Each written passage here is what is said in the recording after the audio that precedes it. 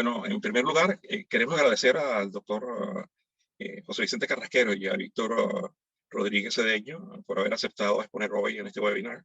¿Ok? Igualmente queremos agradecer a todas las personas que participan y también al equipo de la embajada que ha coordinado esta actividad tan importante para nosotros en pleno verano, al menos de Canadá.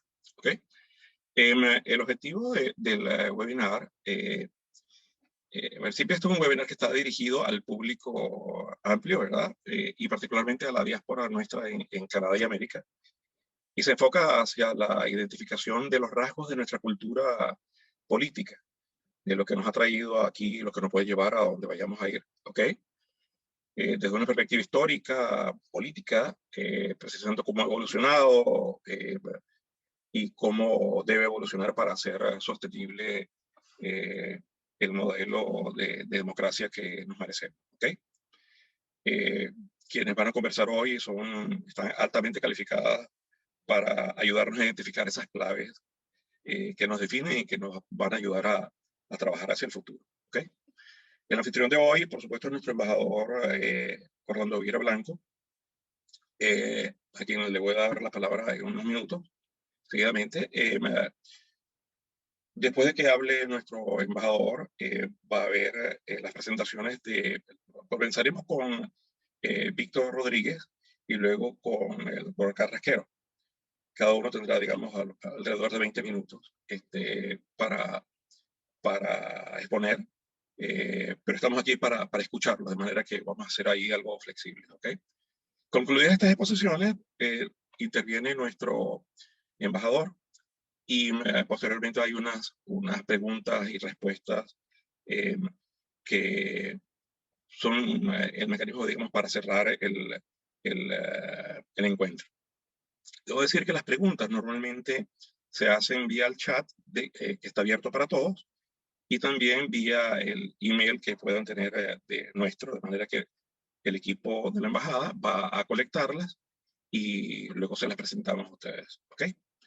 Bueno, dejo la palabra a Orlando Vieira Blanco, es nuestro embajador, es abogado y politólogo, presentador de televisión de enfoque global, un programa de televisión internacional y un columnista bien prolijo para diarios como El Universal y el diario Las Américas. Adelante entonces, embajador. Gracias, Álvaro. Muchas gracias. Bueno, bienvenidos todos a este inicio de un ciclo que lo hemos denominado al día siguiente, The Day After, porque lo que intentamos es enviar un mensaje. Por cierto, es un ciclo donde nos interesa que este material quede grabado. Este material, debo anunciar, va a quedar a la vista pública en YouTube. Lo vamos a subir a las redes sociales, porque lo que pretende es que se convierta en un documento en 6 ciclos que ilustren un poco lo que consideramos es una deuda de los que saben de historia, o mejor dicho, de los venezolanos en general con nuestra historia. Creo que tenemos que revisar un poco los aspectos de génesis, por qué llegamos a donde llegamos, por qué estamos aquí, qué nos ocurrió, qué significó, qué ha significado estos apenas un poco más de 200 años de independencia republicana, cuáles, cuáles son los elementos culturales que debemos revisar, ponerle la lupa en cuanto a nuestras actitudes, virtudes o carencias grupales. ¿Cómo evitar, al decir de Goethe, que los pecados no sigan escribiendo la historia, por cuanto decía Goethe que el bien es silencioso y los pecados andan sueltos? Como andan sueltos y siguen escribiendo la historia que nos condena y nos confina, este ciclo no pretende otra cosa que elevar un poco la autoestima grupal. ¿Cuáles son los elementos que integran la crisis? ¿Cuáles son las cosas, las carencias que debemos tratar de desterrar o al menos con nobleza reconocer que nos dividen? Y en definitiva, desde otras latitudes hacer un aporte a lo que llamaba, es una deuda histórica de los venezolanos, que es reconocernos nosotros mismos a través de nuestra historia. Hay mucha historia escrita de manera inmerecida por quienes han resultado favorecidos en los alcances de los predios del poder.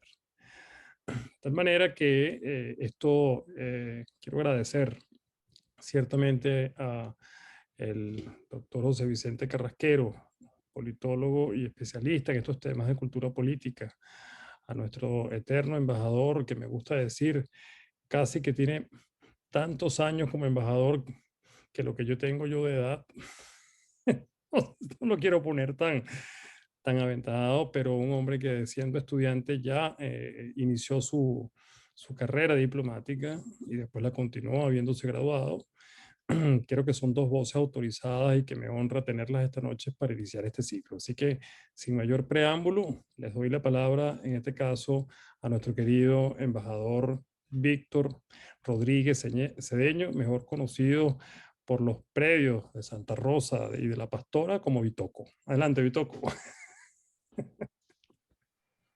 Bueno, muchísimas gracias, Orlando. De verdad, muy contento de compartir con ustedes, contigo, con el equipo de la embajada y con mi querido amigo José Vicente Carrasquero, especialista politólogo con tantos aciertos intelectuales. Me contenta mucho además que esta iniciativa gira alrededor de algo tan importante como es de qué ha pasado, dónde estamos, para dónde vamos. Yo creo que ese mañana tenemos que verlo con mucho cuidado, porque va a venir ese mañana más pronto de lo que nos imaginamos. Y esa es la confianza y el optimismo que debemos mantener, por supuesto, sin los excesos del caso. Yo quisiera referirme en primer lugar al periodo. Todas las crisis, los conflictos son distintos. El origen de cada crisis, la forma en que se enfrentan y se superan estas crisis y sobre todo los periodos post-crisis son distintos. Nosotros vemos, por ejemplo, en el periodo de posguerra, por ejemplo, en 1945, qué sucede después de 1945, la reconstrucción de Europa, bajo unas circunstancias muy particulares, económicas y sociales, donde todavía la política estaba cruda en el sentido de que la guerra había sometido toda la evolución social y política de los países de la región. También ha habido transiciones después de la caída del muro de Berlín que han sido muy importantes y que debemos considerar y que son también muy distintas a lo que sucedió en 1945, el surgimiento de nuevos estados, nuevos procesos jurídicos, nuevos procesos sociales que se incorporan en estos países que van a conformar incluso una nueva Europa. Tenemos también periodos posteriores muy importantes.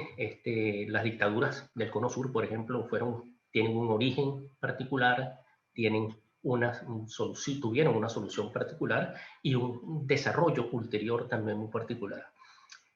Muchos procesos, no los voy a mencionar acá todos, no tendríamos tiempo, pero conflictos como el centroamericano, con Nicaragua, con Colombia, y que algunos han funcionado, otros no han funcionado tan bien. Nosotros vemos en nuestra región, por ejemplo, como crisis como la de Haití, que se intenta solucionar en los años 90, no logra nunca estabilizarse y estamos viendo lo que hoy está sucediendo, precisamente porque no se hicieron los arreglos políticos que tenían que hacerse. Lo mismo en Nicaragua. Hubo un retorno después del periodo de democratización de la señora Chamorro, se sale del sandinismo, entramos en una etapa democrática. Lamentablemente no se logra lo que se quería en ese momento, lo que se tenía que haber hecho en ese momento, y lamentablemente retornamos a ese pasado, que es lo que nosotros tenemos que evitar, no solamente superar, sino evitar regresar al pasado. Son procesos todos muy complejos, muy distintos en todos los continentes, me refiero solo a los nuestros, pero la crisis venezolana es muy particular. Es particular porque nosotros vamos a ver una evolución desde 1999, una evolución que se inicia con una confrontación política dentro de un marco democrático, producto de una elección democrática que correspondía a un sistema democrático, verdaderamente democrático, con todos los defectos que podemos tener, pero era un sistema democrático. Y allí comienza una confrontación política que se va complicando con el tiempo, con la imposición de este régimen que se instala desde entonces y que no nos dimos cuenta al principio de cómo se iba a mover, Y bueno, este proceso se va convirtiendo en un proceso que ya no entra dentro del sistema democrático, sino que justamente utilizando los recursos democráticos se va a ir saliendo y se va a ir imponiendo, y sobre todo entramos en una etapa a partir del 2002-2003 ya de violación de derechos humanos y de comisión de crímenes internacionales, porque en los crímenes internacionales va a ser la violación de derechos humanos que se van a hacer de manera sistemática y generalizada, lo que agrava mucho la situación.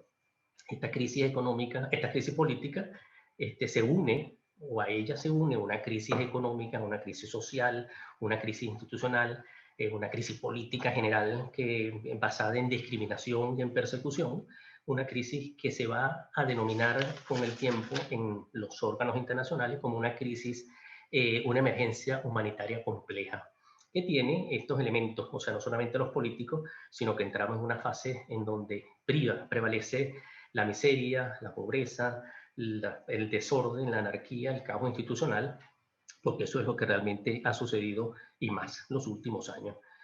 Pero esta crisis se convierte, y esto es lo que va a agravar, y esto es lo que tendríamos nosotros que ver con mucho cuidado ahora, porque tenemos que redefinir la crisis para poder saber qué es lo que vamos a hacer después. Tenemos unos elementos distintos que se incorporan. Por ejemplo, tenemos una delincuencia organizada transnacional. Ya sabemos la relación que hay entre el Estado y el narcotráfico, entre el Estado y la extracción y tráfico ilegal de materiales estratégicos y materiales preciosos. Hay un apoyo al terrorismo, hay una presencia de grupos militares extranjeros que ocupan parte del territorio nacional, lo que es gravísimo, no solamente en el estado Apure, como lo hemos visto ahora, sino en el estado Táchira, parte en el estado Zulia.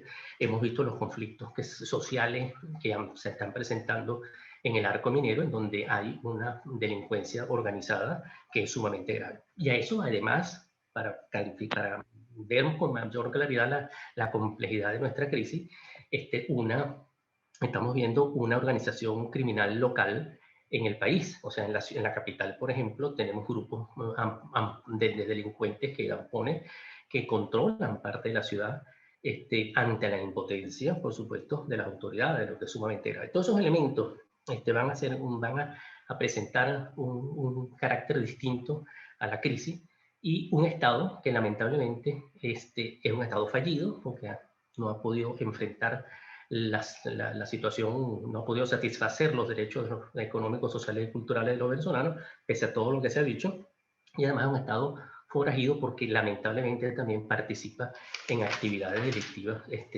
peligrosas que colocan al país en una situación internacional difícil, pero que es decir, estas implicaciones internacionales, la gravedad de nuestra crisis ya hace que la crisis no sea exclusivamente de los venezolanos, aunque seamos nosotros los que tengamos que resolverla. Ya el efecto de la crisis es internacional, ya se ha salido de nuestras manos.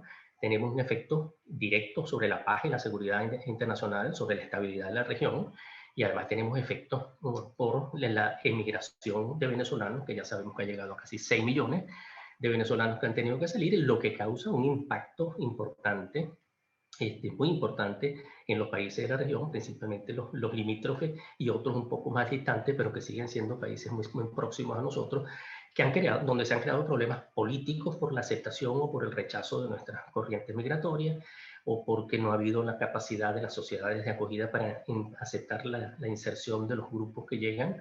Es decir, se ha creado un problema que ya no es solamente nuestro.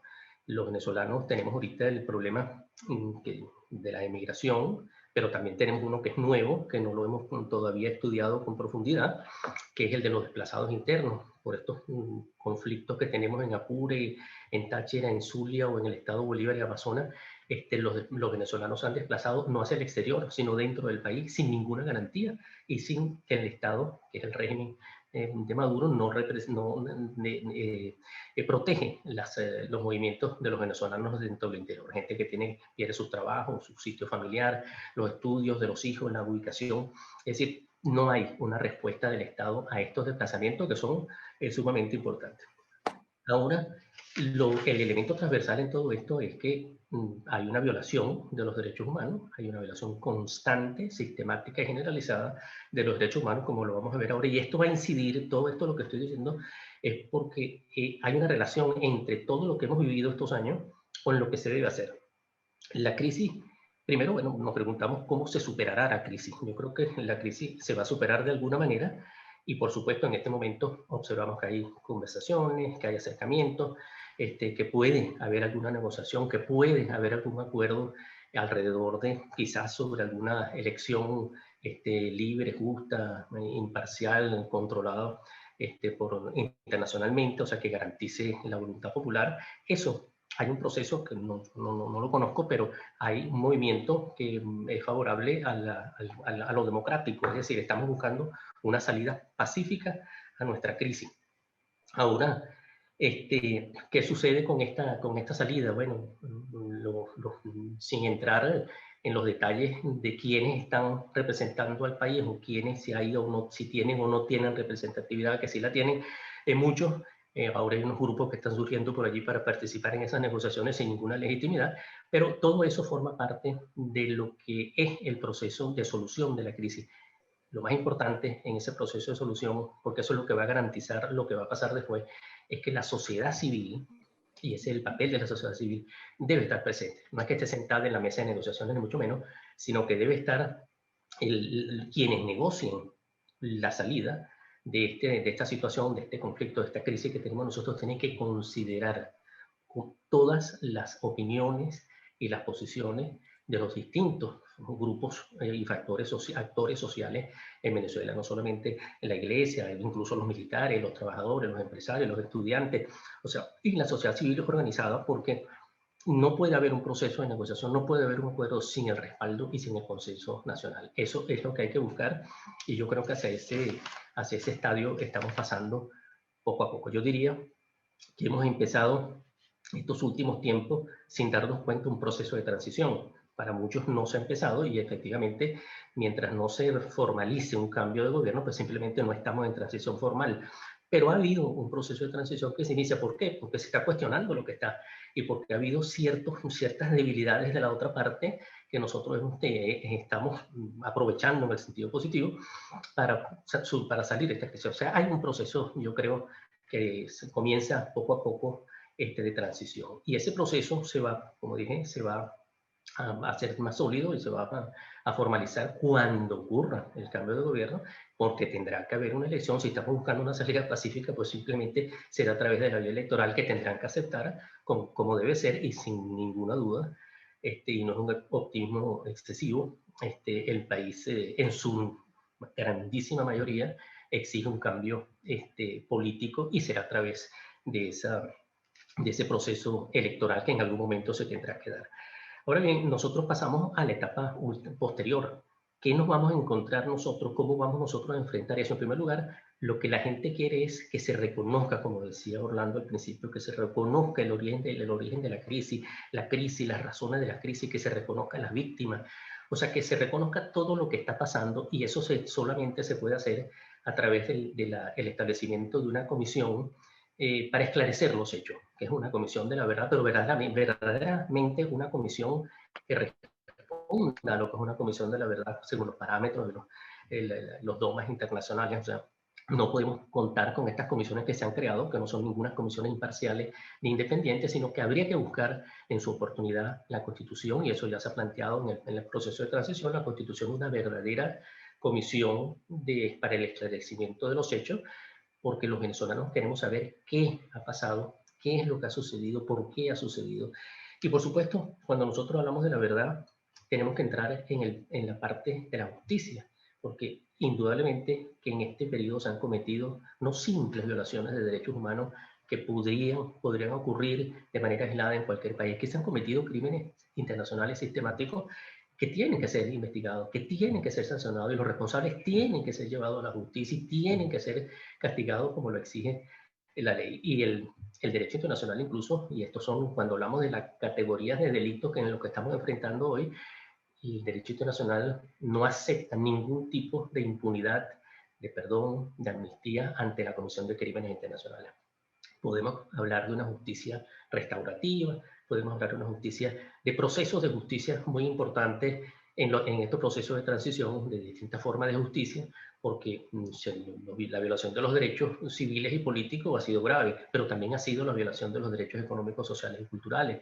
Aquí se han violado todos los derechos económicos, sociales y culturales de los venezolanos, no solamente los individuales, sino de los, por ejemplo, colectivos como los pueblos indígenas. Ese es otro tipo de, por ejemplo, de justicia que habrá que plantearse en algún momento. Si hablamos de justicia transicional, estamos hablando de aplicación de justicia penal, pero también de medios de la justicia aplicada a través de medios alternativos, como por ejemplo la mediación, en los casos en que ha habido abusos del Estado en contra de grupos vulnerables, por ejemplo, que han privado de sus derechos económicos, sociales y culturales. Esto se va a plantear y la justicia, nosotros tendremos que enfrentar lo que es la aplicación de la justicia, y eso requiere, porque la justicia transicional no es simple aplicación de justicia, es la introducción de los mecanismos que nosotros creemos que se deben introducir. Por ejemplo, reformas del Poder Judicial, las reformas legales correspondientes, las reformas administrativas que tengan que hacerse, porque lo que tenemos que buscar, el objetivo es la reconciliación, pero tenemos que buscar que todo ese proceso no retorne, como dije al principio. Debe haber además una grandísima confianza. Los venezolanos tienen, o sea, la gente, la sociedad, tiene que tener confianza en el proceso que se va a hacer, pero tiene que hacerse, por supuesto, sobre bases muy sólidas y muy serias.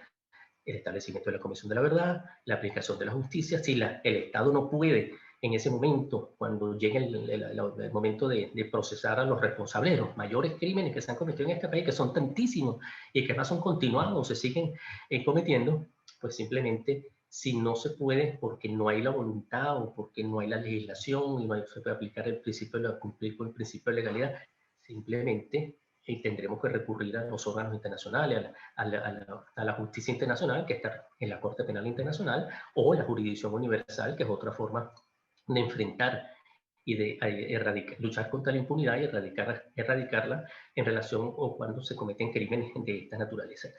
Las víctimas es uno de los puntos más importantes. O sea, hay que reconocer a la víctima, hay que reparar a la víctima. El Estado tiene que reparar a la víctima, a sus familiares. Como dije, no solamente los derechos civiles, todos estos que lamentablemente han sido torturados, asesinados, y tenemos tantísimos casos, tantos reflejados en tantos informes que no podrán esconderse porque son informes hechos con la mayor seriedad por organismos internacionales en donde se refleja lo que realmente ha cumplido, ha pasado durante este periodo. Yo creo que como dije, lo que tenemos que buscar es la reconciliación nacional, no la reconciliación en las altas esferas, esa será muy difícil, la reconciliación social. Tenemos que recuperar la venezolanidad, la cohesión social, tenemos que buscar lo que éramos nosotros, o sea, la vida solidaria del venezolano en democracia, con libertades. Tenemos que buscar después en un proceso de desarrollo inclusivo, porque si alguna falla tuvimos antes, a pesar de que yo creo que no hubo esa exclusión que muchas veces se comenta antes del 98, todo lo contrario, fue un país inclusivo y que no fue lo suficientemente inclusivo quizás, pero que tenemos que tener un sistema político en donde todos podamos participar, en donde todos tenemos que caber, porque ese es el país que nosotros queremos fundar. Indudablemente que, como dije, lo más importante es la confianza del venezolano, la confianza de la sociedad venezolana, la participación de la sociedad venezolana, que hoy está más organizada que nunca y tiene criterios sumamente importantes que los políticos tienen que seguir porque la solución está no en las decisiones políticas de pequeños grupos, sino en las decisiones políticas que se tomen en base a un consenso nacional. Yo creo que ese es el camino que tenemos que tomar en primer lugar, reconocer de dónde venimos, reconocer que esta crisis es distinta, que se ha hecho cada vez más grave, se ha agravado con el tiempo y que hay que buscar una solución en donde participe la sociedad venezolana y después pensar en lo que es la justicia transicional, que algunos confunden con la aplicación de un sistema de justicia. No, la justicia transicional es un conjunto de mecanismos que tiene la aplicación de la justicia, pero tiene una serie de reformas que tienen que hacerse para garantizar justamente la estabilidad, o sea, que venga un proceso no solamente estable, sino duradero, y evitar, como dije al principio, lo que ha pasado en países como en Nicaragua, como en Haití, que nunca han podido salir porque no ha habido el acuerdo político. Ahí estamos viendo ahora un caso en Mali, por ejemplo, que ha habido todo un proceso de destrucción nacional por grupos internos, indígenas o autóctonos, y no se ha logrado el consenso, y tienen años y no se va a lograr hasta que no haya un consenso, un acuerdo político sensato, aceptable por todos.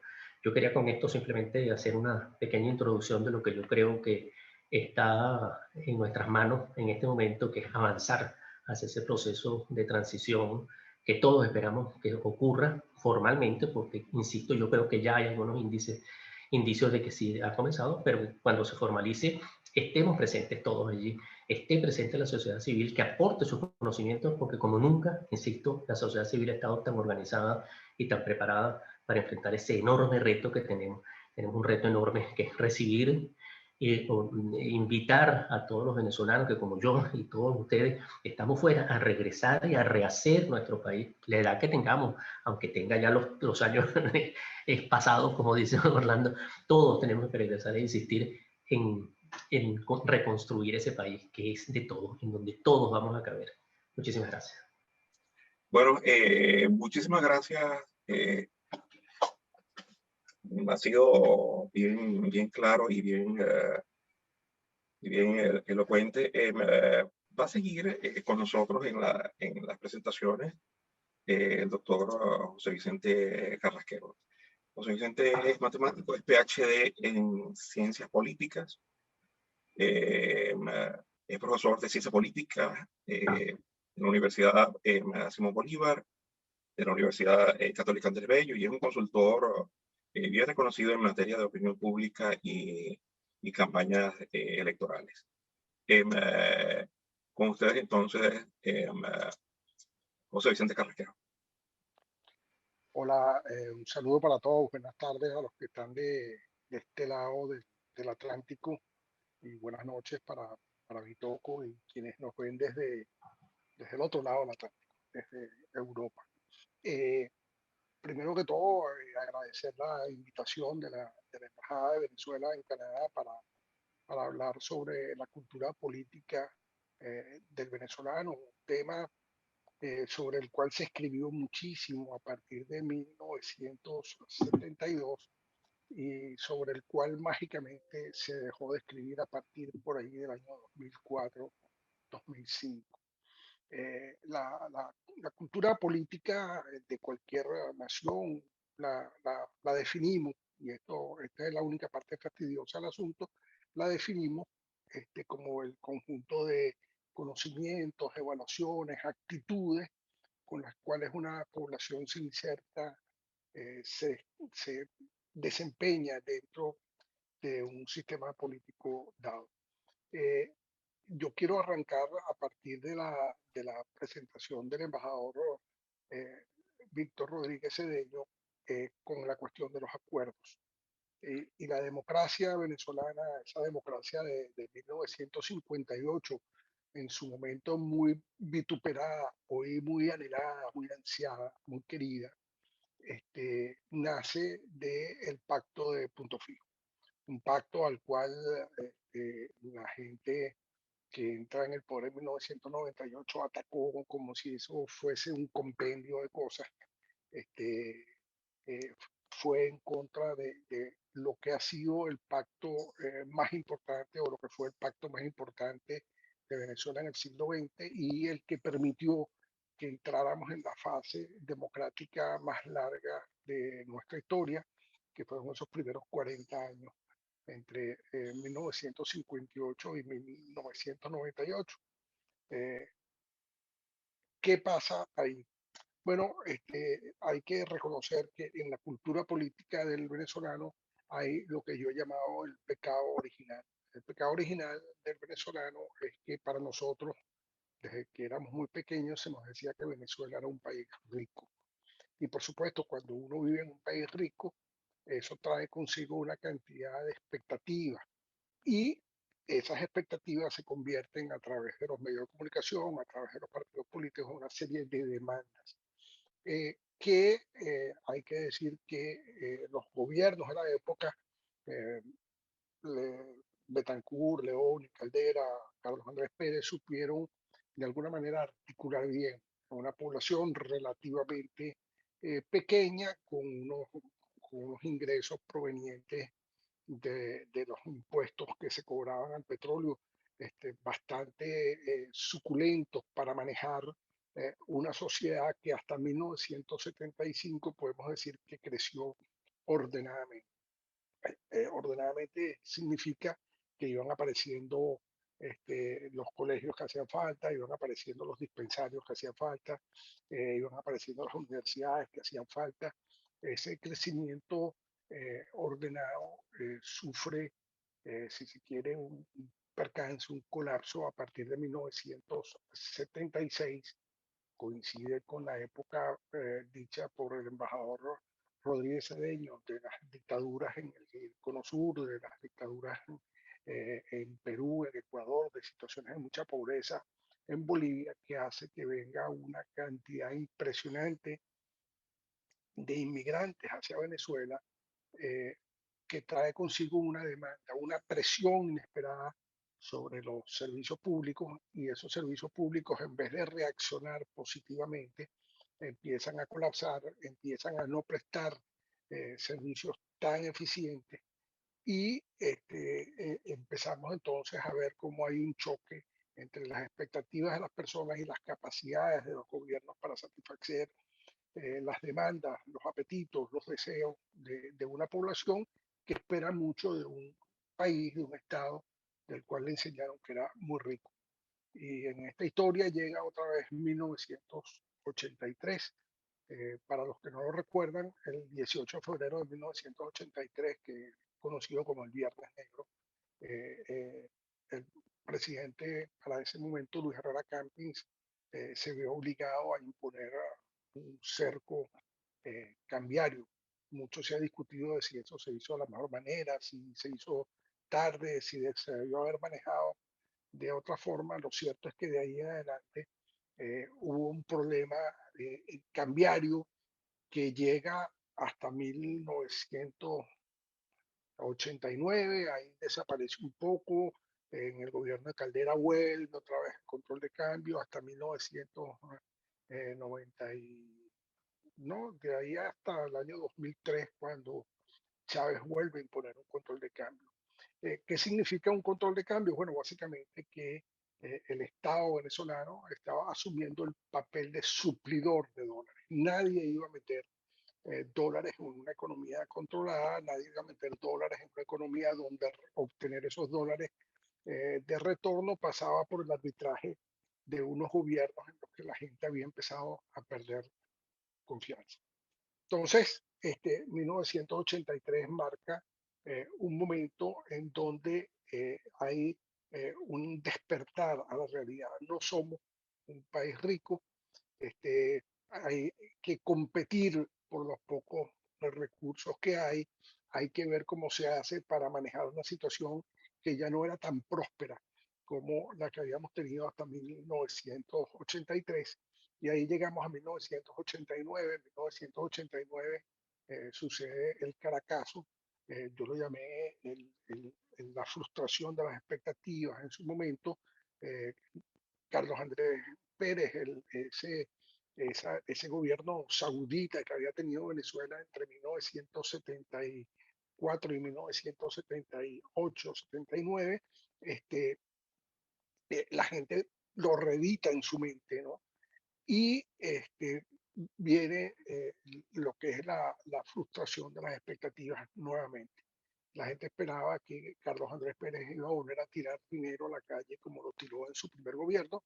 El asunto es que no había ningún dinero que tirar, porque la única solución posible para Venezuela en ese momento es el conjunto de medidas que se aplican, pero que se aplican sin visión política, sin analizar debidamente el contexto, y entonces a alguien se le ocurre que antes de que se cobre la quincena, bueno, tú vas a imponer aumento de la gasolina, aumento de las cuestiones. No hubo como una preparación para la entrada de ese conjunto, y bueno, sucede el Caracazo.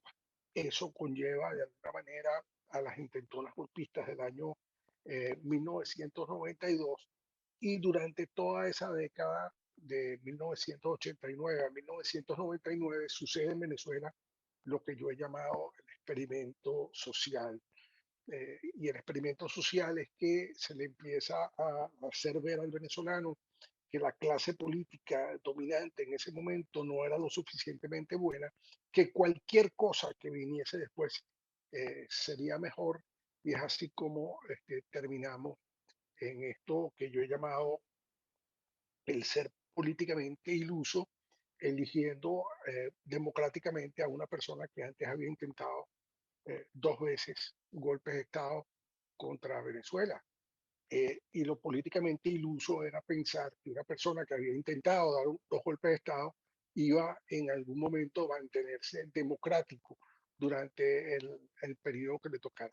La primera falta de democracia fue instaurar algo que se había evitado antes, que era la reelección, que después la convirtió en reelección indefinida, solo que Papá Dios no le dio permiso para que eso pasara. De cara a la situación que estamos viviendo en este momento, donde se habla de un proceso de negociación, hay un asunto que creo que hay que mencionar y que de alguna manera está molestando el proceso en términos generales, dándole ventaja a la clase política eh, liderada, conducida por Maduro, que es el de los maximalismos. Venezuela ya fue víctima de los maximalismos. Víctor puede hablar de eso mucho mejor que yo, cuando eh, perdimos buena parte de nuestro territorio en el Tratado Pombo-Michelena. Bueno, porque éramos maximalistas, y entonces en ese maximalismo fuimos a un arbitraje en el cual salimos serruchados con buena parte del territorio, los llanos, lo que hoy son los llanos colombianos, o buena parte de los llanos colombianos. Eh, ¿Y ese maximalismo qué es? Bueno, nosotros no vamos a unas elecciones si Maduro no sale del poder.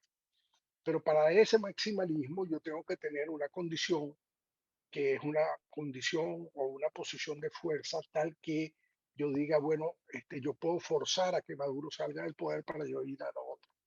Pero no,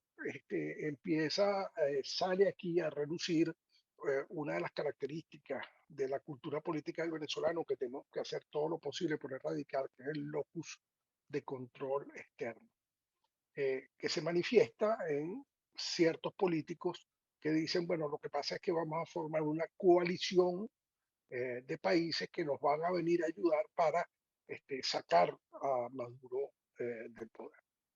Bueno, volvemos al asunto de ser políticamente iluso, de pensar que las cosas se pueden dar tan mágicamente como se pueden dar.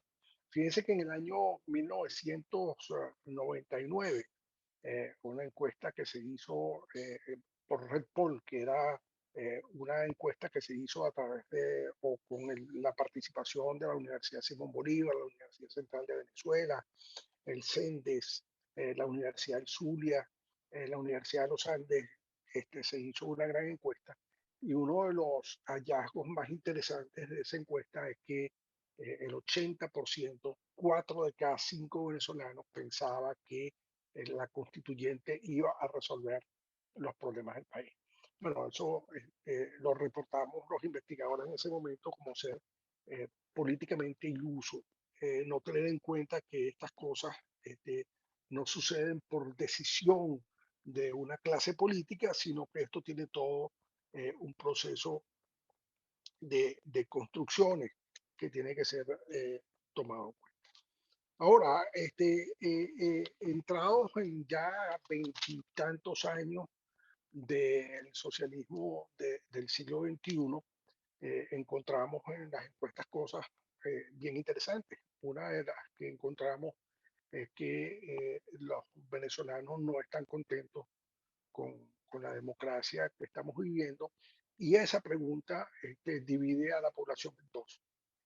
La mayoría de la población, el 80 y tanto% de la población, dice que no está contento con el desempeño de la democracia en este momento, y de ese restante 20%, un grupo muy grande de ese 20% dice que está satisfecho. Cuando vamos a revisar, encontramos que precisamente son la gente que votaría por Maduro, que está del lado de la gente del gobierno. Y eso nos lleva a preguntarnos, bueno, y entonces, ¿qué es lo que esta gente ve como democracia y qué es lo que nosotros vemos como democracia? Y esto lo dejo ahí en el aire como una materia que tiene que ser estudiada, porque lo que sí es cierto es que en términos de Easton, el desempeño de la democracia venezolana durante los últimos 21 años ha dejado mucho que desear.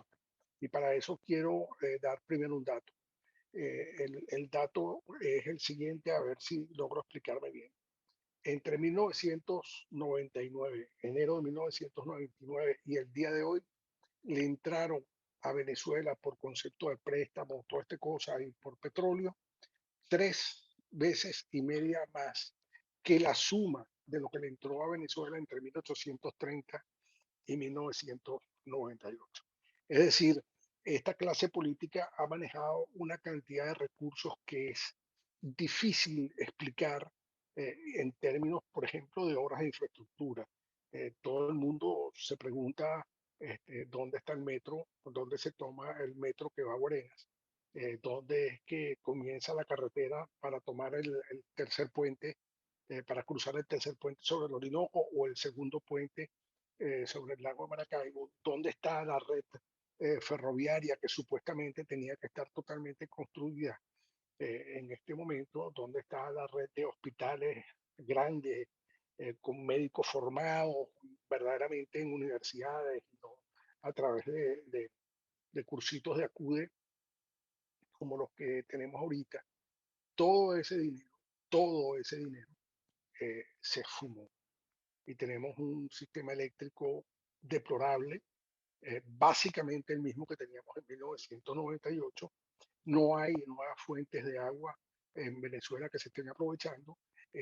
Las comunicaciones son un verdadero desastre cuando se les compara con 1999. En 1999 Venezuela era líder en Internet en toda América Latina, era líder en números de teléfonos celulares por persona en toda América Latina. Hoy tenemos el peor Internet de todo el continente y tenemos una red de telefonía celular más bien deplorable, y eso es porque, bueno, básicamente la telefonía celular funciona con electricidad y aunque tienen sus propias fuentes generadoras de energía, necesitan mucho de la fuente de electricidad que provee el gobierno, y eso es un verdadero desastre. Lo cual nos lleva a otro asunto de la cultura política que tiene que ver con el locus perdón, con la brecha de la confianza. Todavía hoy se le pregunta a los venezolanos cómo le va al país, mal, y cómo le va a ir al país dentro de un año, peor. ¿Y a usted cómo le va? Bien. ¿Y dentro de un año cómo le va a ir? Mejor. Y esta brecha de confianza evidentemente tiene un impacto muy negativo sobre la percepción que la gente tiene del país, y por supuesto tiene un impacto muy negativo sobre cómo tenemos que hacer las cosas. Todo esto es importante en la medida en que tenemos que evitar, y ya con esto comienzo a terminar, lo que se ha convertido en Venezuela en una política de la etiqueta. ¿Qué llamo yo una política de la etiqueta? Bueno, no es ponerse una corbatica y un frac, no. La política de la etiqueta es lanzar frases que a la gente le pueden sonar muy académicas, pero que en realidad no se compadecen con la realidad. Por ejemplo, independientemente de la posición que tenga la gente con respecto a las elecciones o el proceso que se vaya a realizar en noviembre del año 2021. Independientemente de eso, hay que olvidarse de eso. Se dice que participar en ese proceso electoral legitima a Maduro.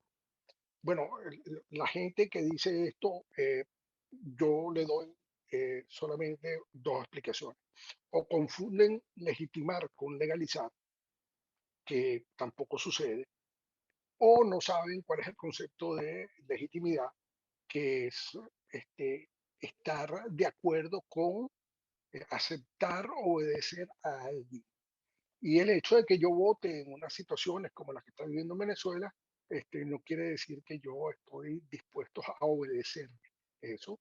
El hecho de que yo vote puede ser visto, por ejemplo, como un mecanismo de lucha de unas personas que ya no tienen capacidad ni disposición de enfrentar a un Estado excesivamente violento, un Estado que tiene en este momento que estamos hablando cerca de 275 eh, presos políticos, un Estado que se mete en los barrios y liquida a las personas sin juicio. Algunos simplemente le dijeron, ese es el malandro de la esquina, y entonces van y ejecutan al malandro de la esquina. Un Estado para el cual no hay ningún derecho humano que sea lo suficientemente importante como para ser respetado. Si ustedes agarran la Declaración Universal de los Derechos Humanos de 1948 y ven la lista de los derechos humanos, y más modernamente agarran la lista de los derechos, de lo que se consagran como derechos humanos en este momento, ustedes se van a dar cuenta de que no hay un solo derecho humano que no haya sido violado en Venezuela. ¿Qué requerimos para lo que viene? Lo primero es alejarnos de los maximalismos, el todo o nada, o me llevo la cuestión completa o no me des nada. Esos maximalismos no tienen posibilidades en la vida real. Uno hay veces que tiene que ir reduciendo cosas. No negocio con delincuentes. Bueno, es que resulta que ese delincuente, que yo estoy de acuerdo que es un delincuente, tiene el poder. Y como él tiene el poder fáctico, tú tienes dos maneras. La manera maximalista, la enfrentas y lo liquidas, pero no tienes capacidad para liquidarlo.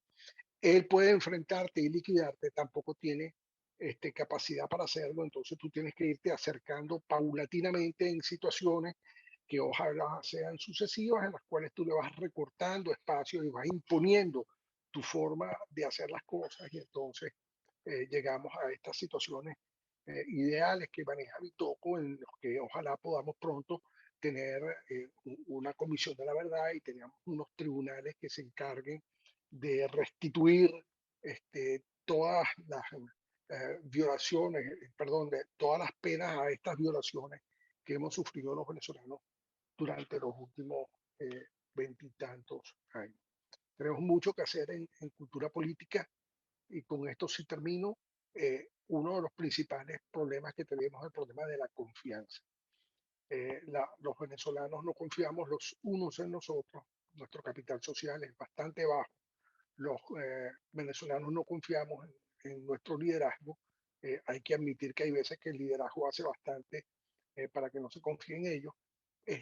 Y finalmente nos maltratamos entre nosotros de una forma inusitada, una forma inexplicable. Y ese maltrato entre nosotros mismos sigue operando sobre esa división política existente en Venezuela, que nos divide en dos toletes, que nos divide en dos pedazos, y que hace entonces para quienes nos dominan la cuestión mucho más fácil, porque ellos son unos poquitos, pero como nosotros estamos divididos y no logramos ponernos de acuerdo, entonces es más fácil imponernos una división.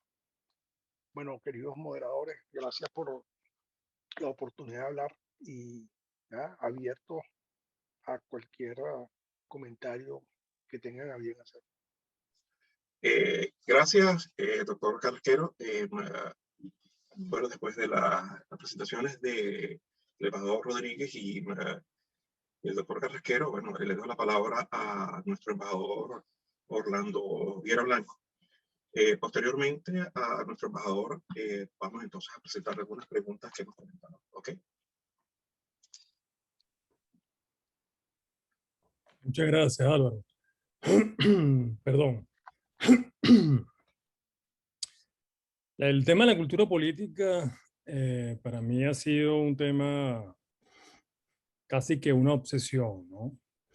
desde los tiempos que fui, por cierto, alumno de José Vicente, en Teoría Política 1, y después cuando me invitó a dar cátedra de cultura política y de valores democráticos, yo creo que no he parado en tratar de darle respuesta a la pregunta que todos nos hacemos en este tipo de foros. ¿Por qué llegamos a lo que hemos llegado? ¿Dónde está la génesis? ¿Dónde está el origen de todas estas, digamos, desdichas históricas, estos accidentes históricos, ¿no? Y se acuñan frases a veces muy hirientes que yo quiero desmitificar, como por ejemplo que cada pueblo tiene el gobierno que se merece, lo cual yo quiero desmentir rotundamente, porque sistémicamente, cuando simplemente cualquier unidad grupal se somete a las situaciones que se ha sometido a la sociedad venezolana en cuanto a desmontaje institucional, en cuanto a desmontaje constitucional y de rule of the law, en cuanto a la militarización del país y, digamos, el desmantelamiento de la vida civil, de la vida política. Cuando una sociedad se somete a la violencia que se ha sometido a Venezuela en los últimos 20 años, sin duda alguna, no hay que ser venezolano o de cualquier nacionalidad. El resultado es este. Además, la historia, decía al principio, está escrita de pecados. Y los pecados históricos no solamente han transitado por Venezuela. Pero la pregunta es ¿por qué? ¿Por qué nos sucedió esto a nosotros? Yo lo que quiero comentarles es que no tenemos el monopolio de la desgracia. Ha habido una corriente humana, una corriente universal de la humanidad que se impuso en una narrativa, sobre todo después de la Primera Guerra Mundial, y se reforzó en la Segunda Guerra Mundial, que es la narrativa que llaman los franceses de tribune de la plebe, la tribuna de la plebe, la izquierda, digamos, las minorías de izquierda que fueron imponiendo ese ideal de las masas, del Estado planificador, del Estado contralor, de la izquierda populista, que cabalgó durante muchas décadas por Europa, llegó obviamente a Latinoamérica, y que en un país petrolero que le delegó, y esto tampoco es una carencia, esto es un factor, que le delegó, digamos, la generosidad, el monopolio de la generosidad de alguna manera al Estado, al bipartidismo, eso generó sin duda alguna una sociedad que no aprendió o no hemos aprendido al hecho contributivo. Es mejor el Estado cooptante, el Estado padre, el Estado rentista, que además en el caso de Venezuela, con recursos petroleros para hacerlo, delegarle, endosarle la corresponsabilidad social, que poco se ha conocido, y en esto que llamaba José Vicente del loco de control externo, es mejor entonces que ese agente externo se encargue de los relegados, que se encargue de los más vulnerables o los que no han tenido oportunidades, que hacerlos aquellos que tuvimos oportunidades. Yo no estoy hablando ni bien ni mal de la venezolanidad, estoy hablando de un fenómeno muy exacerbado en México en materia de cultura comparada, muy exacerbado en Argentina en los años 40 y muy exacerbado en Venezuela de los años igualmente 40 y 50 y 60, prácticamente al día de hoy. 1.4 trillones de dólares entraron al gobierno de Chávez en 10 años. Eso son 5 veces, no me canso de decirlo, el costo de lo que costó hacer Dubái, que costó 250 billones de dólares. Y nosotros no tenemos todavía un sistema hidroeléctrico, vamos a llamarlo refraccionado, no tenemos un país depauperado. Entonces, una cosa es la cultura desde el punto de vista antropológico, una cosa es, digamos, nuestra génesis desde el punto de vista humano, la colonia, la colonización, o la época precolombina, o la época, vamos a llamarla, de independencia, con todo lo que ocurrió, por cierto, en el siglo XIX, que ha sido, por cierto, el periodo de mayor devastación en Latinoamérica, donde se perdió 2/3 de los habitantes venezolanos y donde cientos de montoneras generaron un país desarraigado, un país muy roto en términos identitarios. Y cuando llega el petróleo, llega una época que hay que también acreditar el petróleo en una época de redención. Porque todo lo que significó la era petrolera, que es la era de mayor movilización social que ha vivido país alguno en Latinoamérica, se lo debemos también al petróleo. Becas como la Gran Mariscal de Ayacucho han llevado a venezolanos por el mundo y han, digamos, permitido que muchos de nuestros compatriotas se hayan educado en las mejores universidades del mundo. Eso viene del petróleo. Entonces, culturalmente a veces nos señalamos mucho y como dice José Vicente, nos maltratamos mucho con ese tipo de frases poco afectivas, de decir que tenemos lo que nos merecemos, los venezolanos somos flojos, los venezolanos somos fragmentarios, los venezolanos somos de una naturaleza reactiva, de una irreverencia indómita. Bueno, quizás en cierta dosis, el que quiera jugar los clichés, ahí va a encontrar ciertas realidades, pero la verdad es que existen fenómenos históricos que lamentablemente nos han conducido a lo que hoy tenemos, y cuando llega Chávez, llega en medio de un país que, habiendo tenido una parte de él con muchas oportunidades, bueno, llega con un país que contradictoriamente reflejaba una pobreza entre moderada y crítica de 75%, muchos años de relegación, de endoso ciudadano, generado un estado rentista, y llega un hombre con un lenguaje populista, un lenguaje de la tribuna de la plebe, un lenguaje plebeyo, victimizante, que obviamente ha generado 20 o 23 años, en los últimos 23 años de fractura, de fragmentación, de división, de rencor, de reflujos históricos, en fin, enseñó al pueblo a odiar en vez de enseñarlo a amar, al decir de Mandela. Termino diciendo una anécdota. Acabo de leer el discurso, 33 páginas, del presidente de Perú, el señor Antonio Castillo. Y hay 5 puntos que me llamaron la atención. Uno es que en materia de energía y petróleo y minas, bueno, ya perfila lo mismo que significó la política, y hay que decirlo, de despojo, bajo el esquema de llamarla de rentabilidad social. Para esto la narrativa, la dialéctica, la narrativa de la izquierda, la narrativa absolutamente lírica de la izquierda es maravillosa para tratar de disfrazar lo que realmente nos termina sucediendo en la práctica, porque no es rentabilidad social.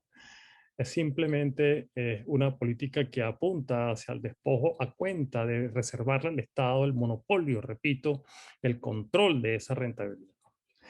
Segundo, dice que va a reforzar las rondas de soberanía y de control. Me hizo recordar las patrullas bolivarianas, ¿no? Para garantizarle al pueblo seguridad. Entonces el concepto de soberanía se convierte en la panacea de control para tratar de poner, como decía el amigo Orwell, a los cerdos en el corral.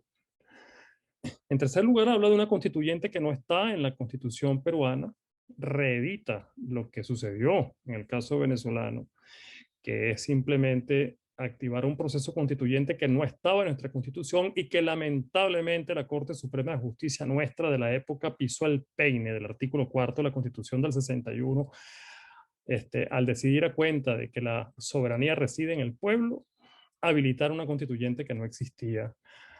Y no estoy hablando todavía del otro accidente que fue haber sobreseído al señor Chávez. Estos son lo que yo llamo los accidentes históricos, que lo que hay que aprender es que al final lo que lo evita son las instituciones. Es el cumplimiento de la ley. Es lo que uno aprende en Canadá.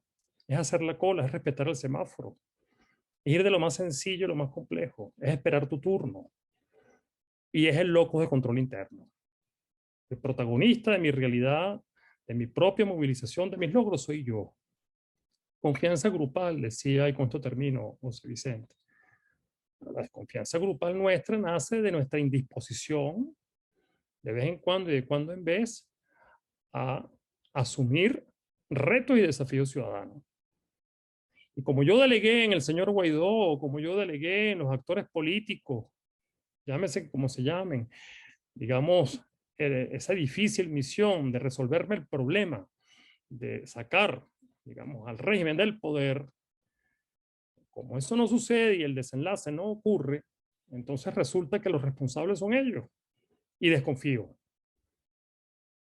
Cuando tenemos que revisar muy bien el locus de control interno y mi compromiso ciudadano y mi vocación de pliegue, entonces sustituyo el maltrato, la descalificación por el buen debate. Y aquí quería concluir.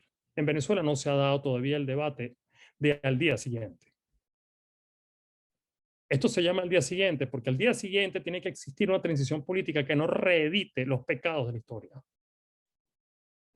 Nosotros no hemos dado ese debate, y lo digo con autocrítica. ¿Hacia qué modelo debemos apuntar?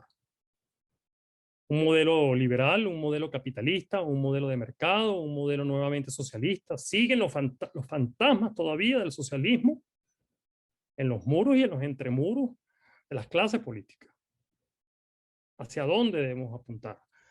¿Hacia el respeto del hombre por el hombre pensante?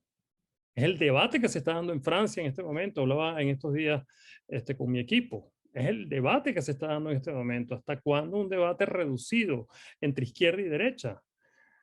El nuevo debate de la humanidad es que no puede convertirse de las redes sociales, por ejemplo, en un instrumento de globalización de la opinión y de la información que me lleve a señalar como bueno o malo lo que diga una tendencia en vez de una veracidad, de una verdad.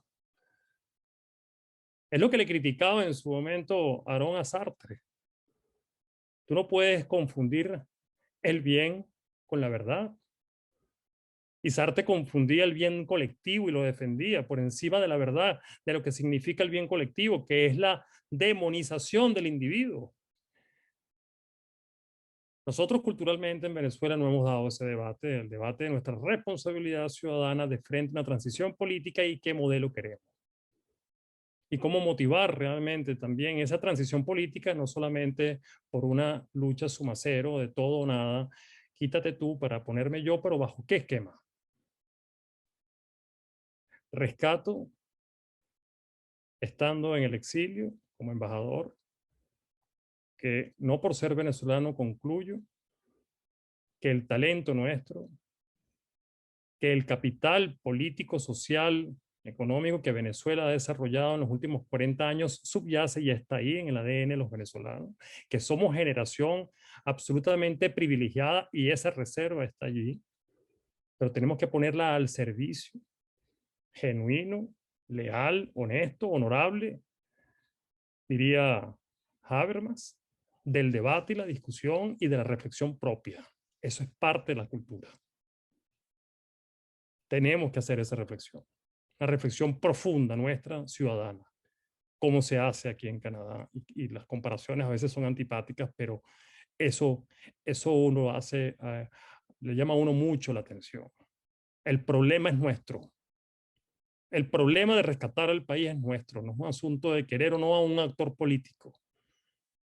Y mientras nos maltratemos, nos fragmentemos y le demos rueda y carrusel al locus de control externo, ese que ordena, resuélvelo tú porque no es mi problema, vamos a seguir patinando históricamente en este pecado histórico que ha significado los últimos 22 años de tiranía, pero sobre todo de caos y de anarquía en el país. No lo merecemos. No lo merecemos, para nada. Ningún pueblo se merece lo que ha vivido Venezuela. Entonces, perdóneme que me extendí un poco, pero el tema me apasiona mucho. Gracias, Bitoco, por tu excelente exposición sobre la figuración y desfiguración de la crisis que vivimos. Profesor Carrasquero, siempre también muy puntual y matemático en sus exposiciones. Vamos a la ronda de preguntas y respuestas. Te cedo el testigo, hablando de Olimpiadas, mi querido Álvaro, para que empecemos con preguntas y respuestas. Gracias. Seguro, gracias.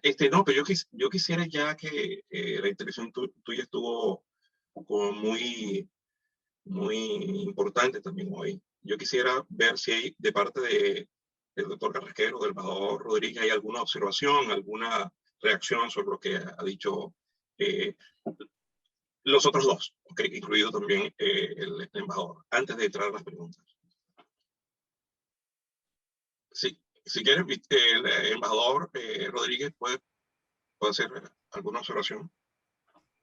Perfecto, sí. Bueno, sí, muy interesante y completa las intervenciones de Orlando y de José Vicente. Yo creo que esa es la realidad de lo que nosotros, en donde estamos en este momento. Yo quería agregar un elemento que es importante. Nuestra crisis no es una crisis que viene de nosotros mismos. Es cierto que hay mucho de nosotros mismos y la vamos a superar nosotros mismos. Pero no olvidemos que nosotros estamos en este momento en un tablero geopolítico mucho más amplio, en donde se nos ha colocado de una manera importante. Y esto significa que hay un movimiento constituido muy claramente internacional, que busca destruir la democracia a través de la vía democrática. Lo estamos viendo en Perú ahorita. En estos días leía un comentario del escritor y diplomático también Edwards en Chile, de cómo es posible que en Chile, un país que había superado la dictadura de Pinochet, y que se había desarrollado de una manera tan importante con un desarrollo social, económico, una estabilidad política, se encuentre hoy sumergido en unas críticas que no tienen ningún sentido. Es decir, bueno, habrá deficiencia, evidentemente, pero lo que se ha construido alrededor de la crítica de la eficiencia o no eficiencia del sistema es simplemente que no es un problema propio de cada uno de nuestros países. Aquí hay un movimiento internacional mucho más amplio, peligroso, ante el cual nosotros tenemos que, como demócratas, tendríamos que organizarnos un poco más. Hay movimientos importantes del lado nuestro que pueden frenar un poco esta tendencia. Cuando hablamos del Foro de Sao Paulo, del Grupo de Puebla, nosotros lo estamos viendo en Europa, aquí, en Italia, en España, cómo se ha venido penetrando esa cuestión ideológica que ya no es más de izquierda y de derecha, como dice Orlando, sino que son simplemente, vamos a ir a través de la democracia a construir una nueva democracia que es distinta a la democracia nuestra, donde los valores no son los mismos. Los derechos civiles y políticos pasan a un segundo plano porque, como una vez creo haberle oído, si no recuerdo mal, a Cilia Flores o una de estas señoras que decía que era preferible comer y tener una vivienda que votar o ejercer los derechos civiles y políticos. Hace unos cuantos años lo dije. Yo creo que esa es la idea, o sea, destruir lo que se ha construido durante tantas décadas, durante tanto tiempo, que es las libertades individuales. Construir un sistema político como el que se pretende ya escapa un poco, y ahí es donde nosotros tenemos que también centrar nuestra fuerza. O sea, no solamente que tenemos que organizarnos para reconstruirnos nosotros mismos, sino para enfrentar ese enemigo externo que no es nuestro, sino de la democracia, de Occidente, de los valores occidentales. Es un problema enorme que tenemos, y lo vemos en el debate en Naciones Unidas, lo vemos en el debate en la Comisión de Derechos Humanos, en el Consejo de Derechos Humanos, lo vemos en todas partes. De manera que lo que quería agregar es que ciertamente nuestro problema es nuestro, la crisis es nuestra, la tenemos que resolver nosotros, tenemos que adoptar una serie de criterios y de mejorar nuestra cultura política para enfrentar y superar, pero hay un elemento externo que también tenemos que considerar y que es muy importante y peligroso y que no nos afecta a nosotros, sino a todo el sistema democrático internacional. Gracias. Gracias, embajador. Doctor Carrasquero.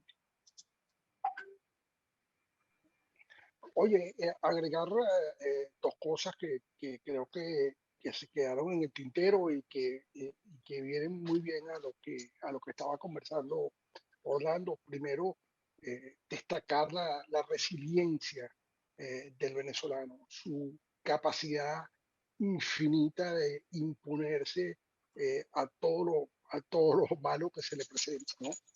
Uno ve estas colas inmensas de gasolina y dice, bueno, este, ¿cómo se aguanta esto? Bueno, hay mucho de resiliencia, hay mucho de seguir adelante, hay mucho de no rendirse, de no pararse. Y esa resiliencia es algo que va a ser muy importante en el momento en que podamos activarnos para resolver los problemas de Venezuela. Eh, Hay gente que dice que las medidas, las sanciones de otros países no han tenido un efecto sobre Venezuela. Eh, el primer efecto notable es el hecho de que se hayan visto en la necesidad de hacer mutis por el foro con la dolarización de facto de la economía. No solamente no lo han podido evitar, sino que además lo necesitan. Inclusive lo necesitan para sus propios actos delictuales, ¿no? Para poner a correr dólares del narcotráfico o dólares que vienen de otros lados desde desde, desde esa informalidad que es el Estado venezolano, poner a correr dólares en la economía. Y lo último que quiero agregar, que creo que es bien importante, en contra de este asunto para compensar este asunto de la desconfianza y del maltrato, es recordar que somos una sociedad muy matriarcal y en tal sentido una sociedad muy familiar, y que a partir de esa condición de muy familiares podemos basarnos, hacer palanca en esa familiaridad y en la resiliencia para tener los instrumentos necesarios para reconstruir al país, por lo menos con una contribución ética bien importante. Gracias, Álvaro. No, gracias, doctor Carrasquero. Ok, vamos a hacer ahora el ciclo de preguntas. Lo que hemos colectado son básicamente como 4 grupos de... Álvaro, un segundito, nada más olvidé, quiero saludar, estamos aquí en una tribuna también calificada, está el magistrado Alejandro Rebolledo, nos acompaña, gracias Alejandro por estar con nosotros, magistrado. Está el presidente de la Asociación de Clubes de Venezuela, Raúl Cohen, también nos acompaña hoy, buen amigo y además como digo yo, de linaje judío que nació en la maternidad Concepción Palacio. Él sí puede echar el cuento bien de lo que ha sido la Venezuela generosa, que lo que recibió sus padres judíos de origen rumano, y le agradezco mucho que esté aquí la noche de hoy. A lo mejor más tarde nos regala una reflexión. Y saludar también al doctor Román Delgado, que seguramente Vitoco lo conoce, de carrera diplomática de muchos años, profesor de teología, amigo mío desde que estudiábamos Derecho. Gracias, Román, por tu solidaridad. Quería hacer muy particularmente esa mención. Adelante. Ok, gracias. Tenemos varios grupos de preguntas. Hay uno relacionado, digamos, con gobierno. Ok, creo que diría solo que haya interés también del doctor, del embajador Rodríguez en contestar. Creo que lo dirigiría a Carrasquero. ¿Cómo es la gobernanza que se debe tener al recuperar la democracia? El presidencialismo va a poder enmendar la situación de crisis en múltiples sectores. Y ahí creo que está plegada también, de alguna manera, otra pregunta. El mesianismo nos ha traído hasta aquí, es una afirmación que se hace. Si seguimos pensando igual, ¿a dónde nos llevará? Esa es un grupo de preguntas. El otro grupo de preguntas que me gustaría, sí, de ser posible, que el embajador Rodríguez la manejara, son varias, ¿no? ¿Cómo es vista la justicia transicional por el venezolano? ¿Cree en eso? ¿Sabe algo de eso? Y luego otra, la solución pasa por entender cómo van a ser tratados los chavistas y los no chavistas después de unas elecciones justas. Nuevamente el día después, ¿ok? ¿Cuándo se va a conversar nacionalmente sobre esos procesos de justicia? ¿Quiénes van a conversar sobre este asunto? Creo que sería dos preguntas bien, dos grupos de preguntas bien concretas. Si quieren podemos avanzar en estas. Quizás el embajador pueda arrancar y luego el doctor Carrasquero. Por orden de edad, entonces, José Vicente. Sí, por favor. Mira, bueno, yo creo que el venezolano empieza a conocer el mecanismo de justicia transicional. Empieza desde hace 2 o 3 años, algunos grupos en Venezuela empezaron a estudiar el tema, a enseñar el tema, que son una serie de mecanismos que se van a implementar una vez que se supere la crisis. Yo creo que hay una gran labor en este momento. Hay varios grupos en Venezuela en este momento, organizaciones no gubernamentales con gente muy calificada, que están estudiando con mucho detenimiento y mucha profundidad todo lo que va a significar el cambio, la transición y la justicia transicional. Es una obligación que tenemos nosotros de transmitir constantemente el alcance de estos mecanismos.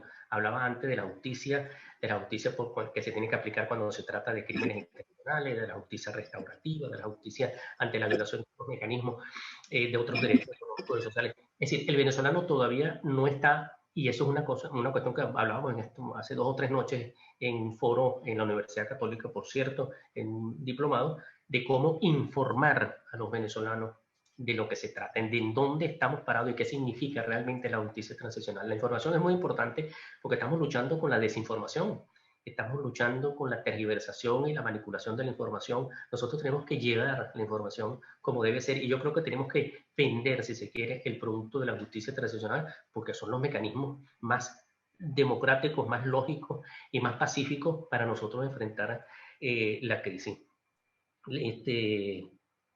Creo que había otra pregunta de la reconciliación nacional. Yo creo que esa es parte también de la información. O sea, nosotros cuando hablamos de reconciliación nacional, estamos hablando del país. O sea, nosotros yo creo que no podemos estar pensando, y la mayoría de los venezolanos yo creo que está dispuesto a eso, es que nosotros vamos a integrar un país todos juntos. Eso es lo que nosotros queremos. Si hay gente que creyó en este proceso y tendrá que incorporarse, incluirse con su manera de pensar, con su manera de actuar, tendremos que aceptarnos todos, de alguna manera tenemos que construir un país unido, donde sí no va a haber reconciliación nacional, yo creo, es en las altas esferas. O sea, yo creo que cuando hablamos de los dirigentes políticos más importantes que han hecho tanto daño estos últimos años, o sea, perdonarlos, amnistiarlos, yo creo que eso va a ser muy complicado porque la gente no lo va a querer, aunque yo creo que más que como sucedió después de los juicios de Nuremberg y después de los juicios de Eichmann, lo más importante no es el castigo de los responsables, sino que nosotros los venezolanos queremos saber qué ha pasado, tenemos que reconocernos mutuamente, saber qué ha pasado, por qué ha pasado, para que no se repita. Eso es lo que nosotros queremos.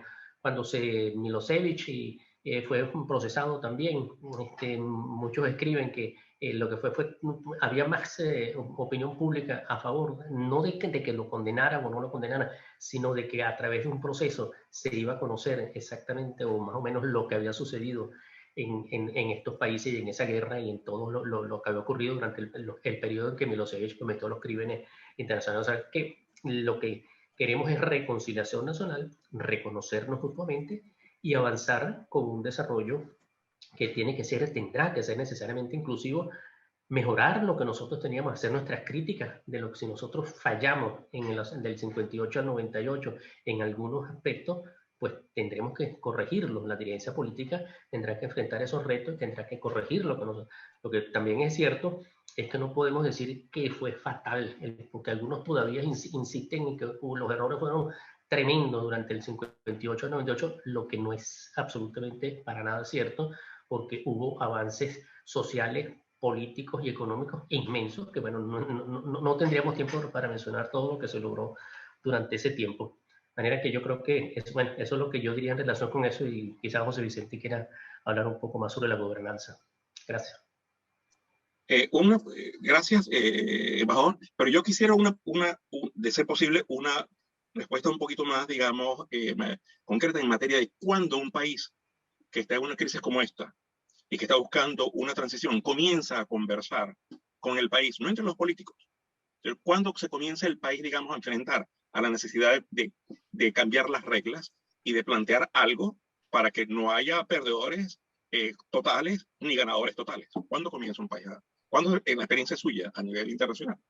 Yo creo que nosotros hemos comenzado un intercambio de información y de conocimiento sumamente importante. Acá hace 10 años nadie hablaba de transición, nadie hablaba ni siquiera de derechos humanos. Hace 15 años no sabíamos lo que era una corte penal, no sabíamos. Es decir, en los últimos años se ha logrado un avance inmenso. Y como decíamos, hay una sociedad civil venezolana muy preparada, unas organizaciones no gubernamentales muy serias y con personas que están en ellas muy competentes, y entre todos se ha ido transmitiendo. Ahora hay que buscar un nexo también entre todo ese trabajo intelectual y la realidad del venezolano de a pie, para llamarlo de alguna manera, que todavía no conoce esto, y de allí la importancia de la información. O sea, yo creo que tenemos que ir, y lo decíamos en estas reuniones que tuvimos hace unos días, que tenemos que llevar a toda la sociedad venezolana lo que significa una transición, lo que significa la reconciliación, lo que significa la paz, lo que es un perdón, lo que es la verdad, lo que es el reconocimiento. Esos son los términos que nosotros tenemos que llevarle al venezolano porque probablemente no lo entiendan, porque es lógico que no lo entiendan. O sea, para alguna gente piensa en venganza, en cualquier otra reacción para solucionar o cobrarnos lo que nos ha pasado este tiempo. No, aquí hay muchos elementos que hay que considerar, pero tenemos que llevarlos a través de la información, de la enseñanza y de la difusión de todos estos conceptos que tenemos a la mano para poder salir adelante. Gracias. Gracias. Ahora sí, doctora Carrasquero, su turno. Creo que me correspondía hablar del asunto de la gobernanza. Nos va a hacer retroceder a lo que creo que fue la mejor medida política que se tomó en el siglo XX, particularmente en 1989, que fue la descentralización. Sin descentralizar no va a haber gobernanza posible. Y hay que descentralizar al extremo, lo más que se pueda descentralizar. Hay que descentralizar del Estado central a los estados y de los estados a los municipios y de los municipios a las parroquias, de forma tal que la toma de decisiones esté lo más cerca posible de los ciudadanos, de forma tal que la participación de los ciudadanos contribuya en su ambiente a la resolución de sus problemas. La descentralización que se dio en 1989 fue ejemplar y de ahí salieron líderes que más adelante jugaron papeles importantes, inclusive uno de ellos llegó a ser candidato presidencial en contra de Chávez, me refiero al gobernador Salas Romer. Carlos Tablante del MAS hizo un tremendo trabajo en descentralización. Una vez que hubo una descentralización del Estado central hacia los estados, Carlos siguió con la descentralización del Estado Aragua hacia los municipios. Y eso tuvo muy buena repercusión en la política venezolana, porque ya el alcalde al que yo veo, el concejal al que yo veo es el responsable de muchos de los asuntos que yo quiero que se resuelvan. Yo creo que esa es la manera de recuperar un poco la gobernanza en el país y darle un mejor sentido a la gente de lo que es la gobernabilidad. Entendida esta, bueno, cuál es la capacidad que va a tener mi alcalde, mi gobernador, de resolverme un problema, visto los recursos de los cuales pueda disponer. No hay que olvidar que una transición en Venezuela seguramente va a venir acompañada de dinero fresco de los organismos multilaterales, pero no es dinero fresco para gastarlo por ahí a lo loco, sino que va a haber muchas cosas de infraestructura que va a haber que rescatar. La electricidad va a tener que ser rescatada. Me imagino que las empresas de comunicaciones se van a dedicar a invertir de forma tal de maximizar el dinero que pueden sacar de ahí. Y tiene que haber una apertura de la economía tal que, bueno, la gente pueda, ya sea volver a arrancar las ensambladoras que están por ahí en Venezuela o comenzar a traer vehículos para restaurar un parque automotor que ya se empieza a parecer mucho al parque automotor cubano. El mesianismo es, sin duda alguna, uno de los bacalaos que hemos tenido que cargar con nosotros a lo largo de nuestra historia. Sería muy bonito que los venezolanos pudiéramos trabajar alrededor de ideas y de equipos. Y si pudiéramos trabajar alrededor de ideas y de equipos, yo creo que estaríamos mucho más preparados para construir la Venezuela que queremos. Eso pasó nuevamente a partir de la descentralización y pasó durante buena parte de los 40 años de democracia, donde lastimosamente Carlos Andrés Pérez y Rafael Caldera se empeñaron en ser nuevamente presidentes, como si no hubiese otra gente formada o capacitada para hacerlo. Yo creo que si hubiese habido alguien distinto de Pérez y alguien distinto de Caldera repitiendo en las presidencias, el camino, el curso que hubiese tenido Venezuela hubiese sido totalmente distinto. Nuevamente tenemos que, no es que vamos a salir, no vamos a tener líderes, sí, sí vamos a tener líderes, pero vamos a tener gran cantidad de ellos, vamos a ponernos a trabajar alrededor de ideas, de planes, y eso nos va a hacer mucho más consistente de cara a la Venezuela que queremos construir. Gracias. El embajador Rodríguez, ¿quiere decir algo, por favor? Gracias. No, un solo comentario que el tema de la descentralización es fundamental, pero también a ese hay que agregarle, yo creo, la participación ciudadana. Yo creo que eso es muy importante. Ahí voy a un pensamiento, a un pensador utópico premarxista, Proudhon, por ejemplo, que hablaba, que es muy criticado por mucho, pero que tiene un pensamiento muy interesante sobre el federalismo. El mutualismo es que las sociedades tienen que construirse desde la célula familiar, y ahí está la educación, la célula familiar en la empresa, en la industria, en la calle, en el barrio. Nosotros lo vemos acá en Europa, por ejemplo, la participación ciudadana es muy importante. Yo vivo en un pueblo de 3.000 habitantes con un consejo municipal propio nuestro. Nosotros tomamos nuestras decisiones, por supuesto las provinciales no, sino las de la ciudad, ni las estadales tampoco, pero tenemos una libertad de acción, una participación ciudadana. Nosotros, bueno, en Suiza, yo viví muchos años en Suiza y en la participación ciudadana es así. Yo recuerdo que hubo la construcción de la autopista de Lausanne a Berna estuvo paralizada porque la población de toda esa zona se negaba, no rechazaba la construcción de la autopista, era la participación ciudadana. Y ahí deciden si la calle va a la derecha o a la izquierda o si ponen un semáforo o una redoma. Es decir, esa es la participación ciudadana que debe, yo creo que, acoplarse muchísimo con la descentralización. Solo un comentario adicional, gracias.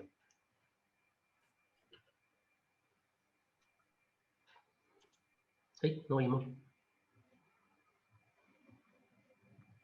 Se cayó la embajada. Álvaro, estás en mute. Álvaro. Gracias. Disculpen. Hay una pregunta, gracias, Ricardo. Hay una pregunta que pareciera ser también muy importante y que todos lo han tocado de alguna manera, ¿ok? Tiene que ver con la historia de Venezuela. Es sobre negociaciones. Y la pregunta es, ¿cuántas crisis y cambios de gobierno en Venezuela se han resuelto con negociaciones? Quizás alguien quiera tomar la palabra sobre esto. Si no, vamos a Víctor. José Vicente, no, le dejo a José Vicente, que es el experto. Yo, Okay. no me gusta este ping-pong y creo que está muy bueno. No se lo pasamos a Orlando, ya está sacada. Y bueno, y se lo podemos pasar también al embajador Orlando. Okay. Bueno. Sí, bueno, fíjate, hay razones por las cuales los venezolanos somos poco dados a las negociaciones, sobre todo porque durante muchos años los venezolanos fuimos líderes en resolver asuntos. Los venezolanos resolvieron conflictos o ayudaron a resolver conflictos en España, en la época de la transición, en Perú, en Chile. Los venezolanos eran más bien los que estaban ocupando posiciones en Nicaragua. Sí, y entrar en negociaciones donde nosotros fuésemos el centro de la negociación, bueno, que yo recuerde, fue cuando estuvo por ahí el presidente colombiano Gaviria, y esa no fue precisamente una negociación de la cual nos dejamos sentir particularmente orgullosos.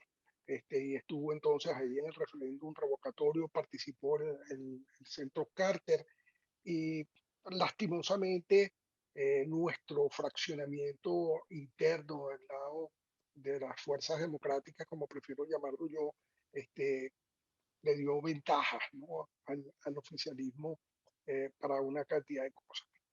Yo comprendo que la gente tenga mucha aprensión con respecto al proceso de negociación del que se está hablando, en el cual Maduro está haciendo bluffing desde hace rato. Por supuesto, Maduro se aprovecha de cosas que son evidentes. Uno es que la oposición está dividida. Segundo, que él se va a llevar su propia oposición para allá. Recuerden que Maduro creó la secretaría opositora del Partido Socialista Unido de Venezuela, que la encabeza Timoteo Zambrano, y él pretende llevarse a Timoteo como representante de la oposición. Yo creo que nosotros tenemos cosas que hacer y decir ahí, pero eso pasa por un requisito previo, y el requisito es que esa negociación no puede estar solamente en manos de Guaidó.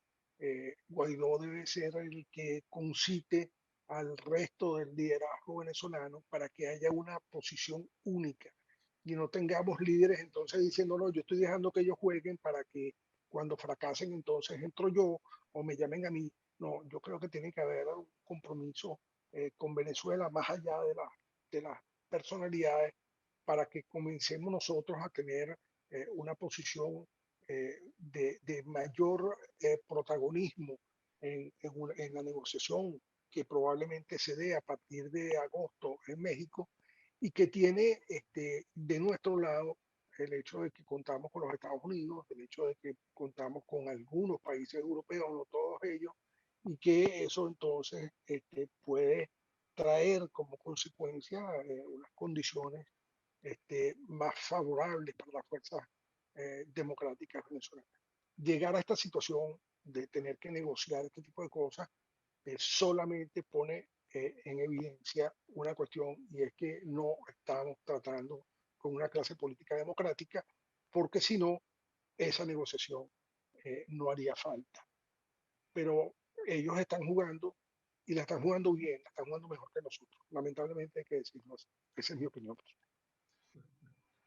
Ok, gracias. Pero sería muy atrevido, pregunto, de mi parte, decir que hemos ayudado a negociar problemas de otros. ¿Ok? Álvaro, tenía una pregunta de Castor, por favor, para Sí, que le des entrada, si eres ya tan la voy a dar, amable, que ya la voy a dar, tiene rato esperando para hacerla, por favor. ya la voy a dar la pregunta, la palabra. Pero disculpa nuevamente sobre el tema, doctor Carrasquero. ¿Es que acaso nosotros hemos ayudado a otros a resolver sus problemas y nosotros tenemos poca experiencia en negociaciones para resolver los problemas de cambio de gobierno nuestro? No, bueno, cuando tú ves el cuerpo de embajadores que tiene Venezuela, primero los que están, segundo los que han estado, el embajador Víctor Rodríguez, el embajador Salgueiro, el embajador Arriaos, nosotros tenemos un salón de la fama ahí de personas que han participado. El papel de Diego Arria en los países bálticos fue una cuestión impresionante. Entonces, tenemos gente, hemos hecho mucho, pero estamos en lo, así como dicen en España, ¿no? Consejos vendo, para mí no tengo. Sabemos hacer mucho para afuera, para nosotros parece que no somos muy duros. Ok, gracias. Señor Castro, ¿tiene la palabra? Gracias. Bueno, muy buenas tardes. Un saludo, embajador Viera, amigo, compadre, a todo el equipo de la embajada, a los distinguidos expositores, embajador Rodríguez, profesor Carrasquero, y a todos los presentes. Fíjense, yo quería referirme muy brevemente a dos temas que para mí son bastante importantes y que se han tocado acá en sus respectivas exposiciones. El embajador Rodríguez, por ejemplo, hace muy clara referencia a la necesidad pues, de ir hacia este esquema de justicia transicional, ¿okay? Lo cual déjenme comentarles, yo soy en lo particular fiel creyente del mecanismo de justicia transicional, justamente para llegar a arribar en algún momento a una salida definitiva en este tema. Sin embargo, sí quiero advertir, porque son las cosas que se tienen que poner sobre la mesa en este tipo de eventos para pensar en ellas, para ver cómo se manejan. Dos cosas. Primero, entender que el tema de la justicia transicional supone asumir una suerte de apostolado con el tema. Es un tema muy sensible. Y es un tema muy sensible particularmente para las víctimas, porque implica, cuando te sales del esquema de la justicia ordinaria, implica un poco relajar lo que son esas consecuencias de la justicia ordinaria, que es la reparación a través de la privación de libertad. Aquí se cambia la forma de la reparación, ¿okay? A las víctias esa satisfacción, digamos, psicológica de la privación de la libertad de tu victimario se cambia por otras formas de compensación. Entonces, es una suerte de apostolado, así lo sentí muy claramente. Además, una vez estuve presente en un discurso central que dio Juan Carlos Henao, que fue el rector de la Universidad del Externado de Colombia hasta 2017, si mal no recuerdo, pero que fue eje fundamental de todo ese proceso de justicia transicional que se estructuró en Colombia, que es, digamos, el ejemplo más cercano que tenemos. Y con ello les digo que justamente ese proceso de justicia transicional colombiano es en este tema tal vez nuestro principal enemigo para quienes creemos en el mecanismo de justicia transicional, porque desde el punto de vista del mercadeo de la fórmula, Colombia no es justamente el mejor ejemplo del éxito de esa justicia transicional con una serie de personajes que se sometieron a ella y se salieron, digamos, libremente de ese esquema al cual se habían comprometido, al cual teóricamente se habían sometido. De tal forma que en este punto de la justicia transicional hago la observación más como un punto de reflexión que como una pregunta. Y en la misma dirección paso al siguiente, y es a este famoso y permanente, esta palabra o concepto que generalmente ponemos sobre la mesa al referirnos a nuestro gentilicio, a nosotros como venezolanos, y a la forma como casi heroica nos sobreponemos y enfrentamos la adversidad y las dificultades. Y es esa palabra llamada resiliencia. Yo siento que definitivamente sí, los venezolanos somos resilientes. Algunos de los presentes en este foro están en Venezuela, algunos otros fuera. Yo estoy acá y soy particularmente fiel testigo día a día de cómo opera esa resiliencia en un buen sector de la población, pero no dejo de advertir o tomar en cuenta la contrapartida de ese tema, que es lo que se ha puesto de manifiesto ya en algunos estudios, de los cuales se ha hecho eco Provea, por ejemplo, y que son estudios que arrancaron por el lado del Centro Gumilla, replicados también en la UCAP, que es el llamado daño antropológico que ha sufrido el venezolano a lo largo de 2 décadas de operación del chavismo, ahora madurismo, en Venezuela. Pues un daño antropológico que se traduce más en una suerte de resignación y aceptación que en resiliencia.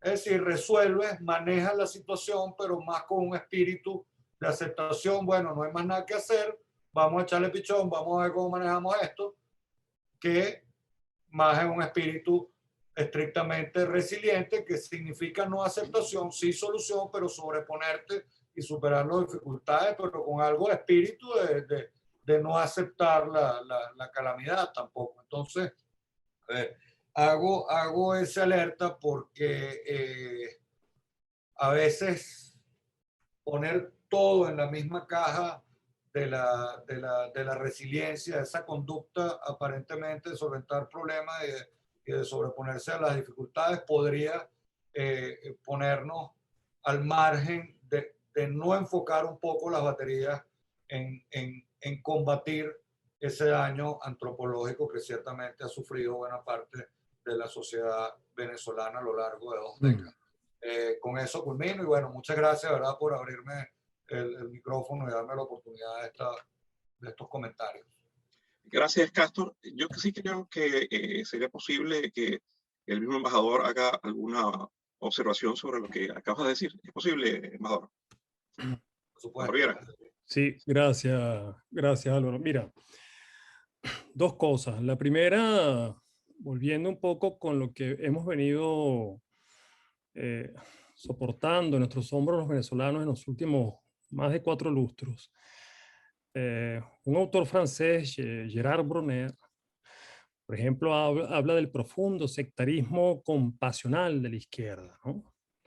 Sectarismo de la izquierda, el sectarismo de esa narrativa que hemos tolerado los venezolanos, obviamente no abre los espacios precisamente, como decía Bitoco, para activar procesos de entendimiento, de reconciliación, de nobleza, o diría José Vicente, ese matriarcado que llevamos por dentro. Pero es que la justicia transicional, precisamente, aunque suene una parábola, es el mecanismo y la herramienta de oro para generar los procesos precisamente ejemplares de depuración del sectarismo, el sectarismo compasional, porque esa narrativa que a cuenta de victimizar, digamos, al colectivo y a las masas, justifica un estado de desplazamiento por parte de quienes se sienten, diría Luis XIV, corrígeme, evitó con Luis XV, el État c'est moi, o sea, el Estado se convierte en el Estado mismo. Entonces, la justicia transicional colombiana, que no es un buen ejemplo, no podemos demonizarla porque precisamente haya sido un buen ejemplo donde actores que de pronto que se les dio algún tipo de concesión para reinsertarse a la vida civil, a la vida institucional. Me decía un cura aquí en Montreal, por cierto, bueno, mira, si hay que votar la paz en Colombia, tendré que ir con los dedos en la nariz, pero el valor de la paz es un valor que está muchas veces por encima de muchas situaciones que parecen sobre, no sobre el papel, sobre el corazón, sobre la indignación, sobre ese sectarismo que hemos vivido, que parecen imperdonables, ¿no? Ahora, la justicia transicional, Álvaro, no te impacientes, que lo conozco. Cuando empieza a hacer ese gesto, ustedes ven a Álvaro, es que Álvaro está ya diciendo, corta, Orlando, ya voy a cortar. No. Está muy interesante. El tema es que no quiere decir eso que vamos a pagar el precio de amnistiar o de perdonar o condonar crímenes de lesa humanidad. Ese fue uno de los grandes temas históricos del pacto de Clunaval que generaron la ley para la prescripción de los delitos de lesa humanidad, lo cual sabemos ya que 4, 5, 10 años más tarde de la transición, esa ley fue anulada y pagaron sus penas, digamos, esos actores. Y en cuanto a lo segundo, que comentaba Castor sobre nuestra resiliencia y eso de la habituación, yo soy muy recurrente en decir esto del rebote que tienen las sociedades cuando, por ejemplo, salen de una situación de caos y de anarquía como la vivida por Venezuela. Hoy la percepción es de resignación, sin duda alguna. El daño antropológico, bueno, sin duda tenemos un daño muy profundo, pero eso no quiere que también está en la esencia del ser humano que al cambiar las condiciones, ese daño antropológico activa otras virtudes. Y es la virtud, por ejemplo, de reactivarse, de volver a casa. Se despiertan todos los buenos recuerdos de lo que hemos sido. De tal manera que una percepción en este momento que te la compro, y lo hemos hablado mucho fuera de cámara, sobre resignación, habituación, o acostumbrarse un poco a sobrevivir dentro del caos, no quiere decir que al momento de superarse esas situaciones, la sociedad experimenta una profunda reactivación, un rebote realmente ciudadano, social, espectacular, que es el que el the day after, el día siguiente va a suceder en Venezuela, pero volvemos al tema de inicio, siempre y cuando tengamos una oferta y tengamos un debate agotado para ese momento. Gracias. Hay una última pregunta que es amplia y tiene que ver, digamos, también con los cambios que debe haber en la cultura política, digamos, del venezolano, pareciera. Y se refiere a una observación que hacía el doctor Carrasquero, mencionando que solamente el 20% de la población está contenta con la democracia, pero a la vez apoya a la dictadura. La pregunta que se tiene es ¿cómo educarnos y en cuánto tiempo sobre lo que es la democracia? Yo quisiera que sobre esa pregunta hiciera una reflexión final, de ser posible, Carrasquero, por supuesto, y de ser posible también Rodríguez, y que luego sí nuestro embajador haga un cierre del evento. ¿Ok?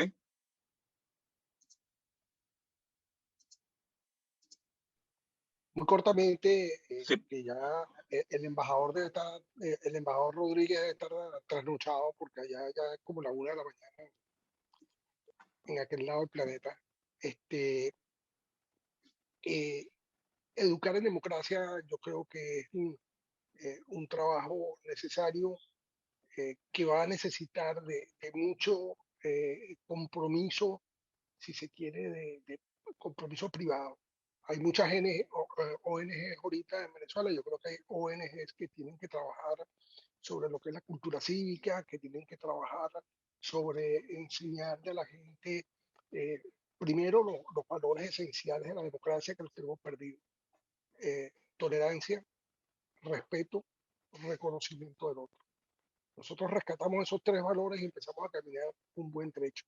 En Venezuela no, basta con que uno vea cualquier cosa que uno ponga en Twitter y uno ve primero que no hay respeto, segundo que no hay tolerancia, y no hay reconocimiento del otro.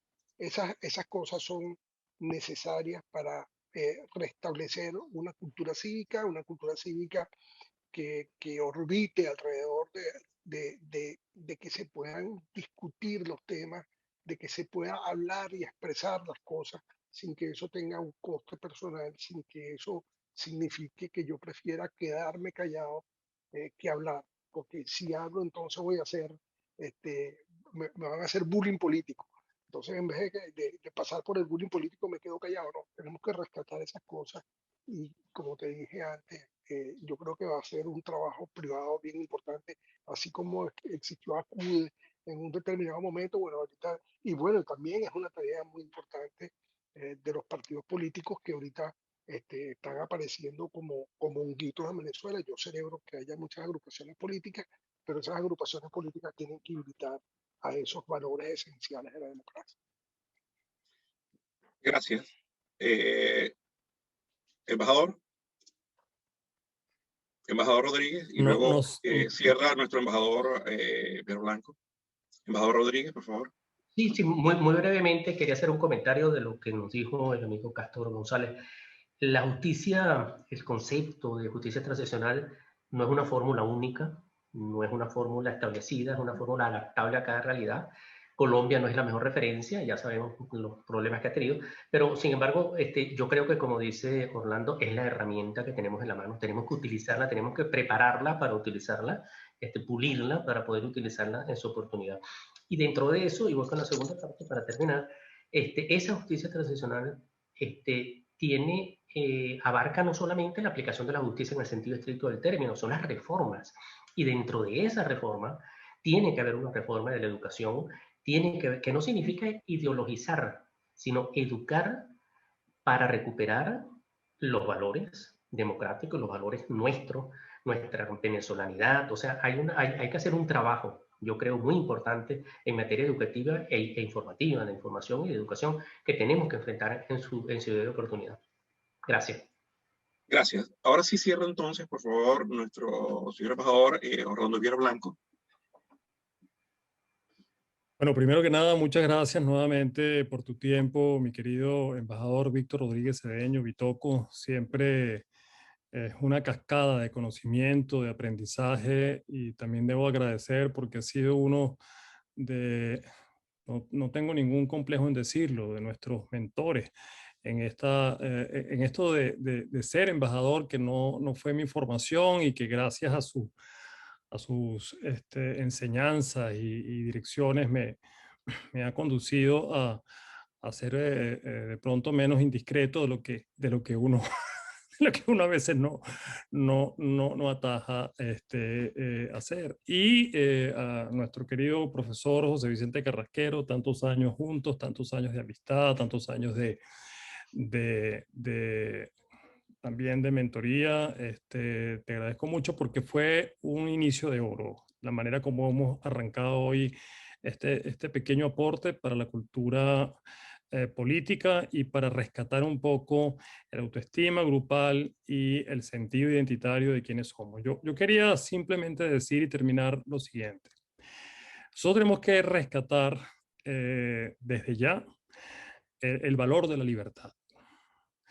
Yo escribía en estos días que el valor de la libertad ha sido suprimido, secuestrado por lo que me voy a atrever a decir, y no lo digo yo, lo dicen muchos autores, lo dicen autores como por ejemplo Tocqueville, el antivalor del igualitarismo. Ese igualitarismo que nos ha llevado a justificar de pronto, a cuenta de ello, el secuestro del derecho de los pueblos, del derecho de cada quien, de los individuos, bueno, a realizarse, a hacerse, a construirse, a pensarse racionalmente como hombre inteligente, como ser pensante. Eso es la libertad.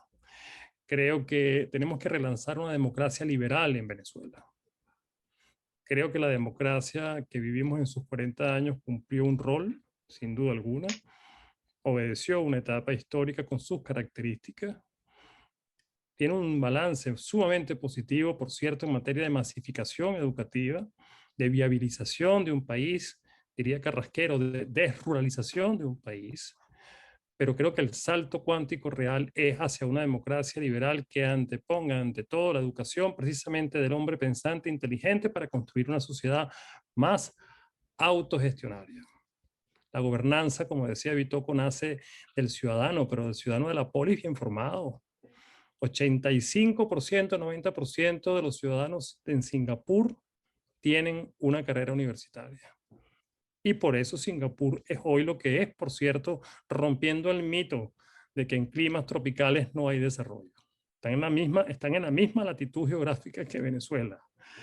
De tal forma que quiero rescatar el pensamiento liberal que reconstruye al hombre educado a través de la innovación, a través de la comunicación. Para eso debe servir el Internet de las cosas en la cuarta revolución del mundo. Para eso debe servir en definitiva la era de la tecnología, la era de la mayor globalización, no una globalización, digamos, cooptante, ideológica. La ideología quedó, como dicen los franceses, ancienne, vetusta, se hizo vieja.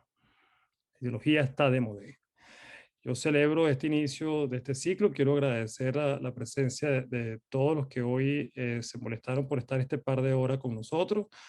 Quiero agradecer a José Vicente, que siempre tiene la mala costumbre de acercarse a la cámara y no tener la distancia en la...